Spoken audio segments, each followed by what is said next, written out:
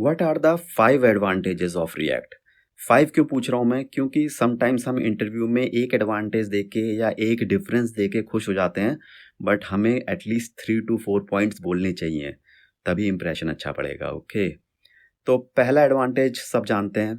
In React it is very simple to build single page application by using components. ठीक है, बहुत आसान होता है। और अगर आप इसको ऐसे भी कह सकते हैं इन अदर वर्ड्स कि React follows component based architecture which allows developer to create reusable UI components. ठीक है, तो रीयूजेबल वर्ड यूज करना बहुत जरूरी है, एक अच्छा एडवांटेज है। सेकेंड एडवांटेज है React is cross platform and open source, जिसका मतलब क्या है कि which means it is free to use. ये बहुत इंपॉर्टेंट है। अब इसके बाद जो हमारा तीसरा एडवांटेज है वो है React is light weight and very fast. हर चीज़ के पीछे एक रीज़न है। ठीक है, इस एडवांटेज के पीछे रीज़न क्या है? क्योंकि हमारे पास रिएक्ट में वर्चुअल डोम का कॉन्सेप्ट होता है, जो मैं पहले एक्सप्लेन कर चुका हूँ। फोर्थ बेनिफिट है React is supported by a very large community and ecosystem.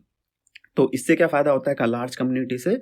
इससे फ़ायदा होता है कि आप फॉरम्स में बहुत सारे आंसर्स और बहुत सारी चीज़ें आपको इंटरनेट पे बहुत आसानी से मिल जाती है। अगर कोई चीज़ बहुत पॉपुलर होती है तो उसकी चीज़ें बहुत आसानी से मिल जाती हैं। और क्योंकि रिएक्ट क्यों कम आसानी से मिल और क्यों पॉपुलर है? क्योंकि इसमें बहुत ज़्यादा जॉब्स हैं और ये बोलना नहीं है, बट ये एक फ़ायदा है बहुत इम्पोर्टेंट इसका। ठीक है, उसके बाद जो हमारा पांचवा डिफरेंस है, पांचवा एडवांटेज है, वो है testing the in UI of UI application in React is very easy. React library आपको बहुत सारे टेस्टिंग्स वाले भी उसमें फंक्शंस होते हैं, जो आपको जो फ्रंट एंड का यूआई है उसके आप यूनिट टेस्ट लिख सकते हो इसमें।